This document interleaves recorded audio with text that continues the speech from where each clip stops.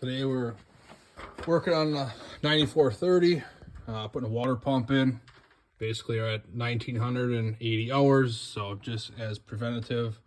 I also got the thermostats pulled off, and to get to the thermostats I had to pull this intake boot off and kind of a bunch of other stuff. Changed the oil while we were at it since the filter was kind of in the way of some of that. Deere really did a nice job. As far as being able to tip the hood and stuff out of the way, that's super convenient. The only thing that's kind of a pain in the ass is this particulate shield they put around the exhaust manifold, but it's kind of also handy. I guess you don't start the tractor on fire in the field with corn stalk buildup and stuff like that. So making progress. Kind of got a building full of stuff here today. Put some shovels on a field cultivator.